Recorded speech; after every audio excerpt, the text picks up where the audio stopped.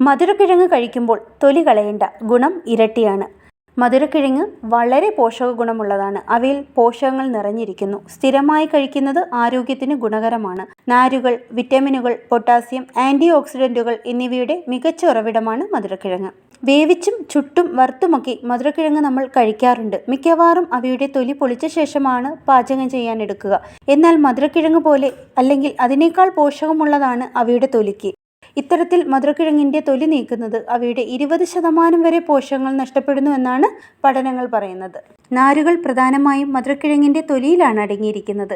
മധുരക്കിഴങ്ങ് തൊലിയോടുകൂടി കഴിക്കുന്നത് കുടലിലെ നല്ല ബാക്ടീരിയകളെ പ്രോത്സാഹിപ്പിക്കുകയും ദഹനത്തെ മെച്ചപ്പെടുത്തുകയും ചെയ്യും.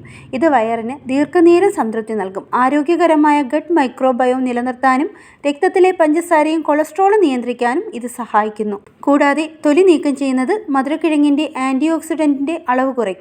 മധുരക്കിഴങ്ങിൻ്റെ തൊലിയിൽ ബീറ്റാ കരോട്ടിൻ, ക്ലോറോജനിറ്റ്, വിറ്റമിൻ സി, ഇ കൂടാതെ പർപ്പിൾ മധുരക്കിഴങ്ങ് ആൻഡോസയാനിൻ എന്ന ആൻറ്റി ഓക്സിഡൻറ്റുകളെ സമ്പന്നമാണ്. ഈ ആൻറ്റി ഓക്സിഡൻറ്റുകൾ കോശങ്ങളുടെ കേടുപാടുകൾ തടയാൻ സഹായിക്കും. കൂടാതെ ഹൃദ്രോഗം, ക്യാൻസർ തുടങ്ങിയ രോഗങ്ങളുടെ അപകട സാധ്യത കുറയ്ക്കാനും ഇത് സഹായിക്കും. അതേസമയം മധുരക്കിഴങ്ങ് മണ്ണിനുള്ളിൽ വളരുന്നതിനാൽ ചെളിയും കീടനാശിനികളും തൊലിയിൽ പറ്റിപ്പിടിച്ചിരിക്കാൻ സാധ്യതയുണ്ട്. അതിനാൽ മധുരക്കിഴങ്ങ് വെള്ളത്തിൽ നന്നായി കഴുകിയെടുക്കണം. വെജിറ്റബിൾ ബ്രഷ് ഉപയോഗിച്ച് സ്ക്രബ് ചെയ്യുന്നത് നന്നായി വൃത്തിയാകാൻ സഹായിക്കും.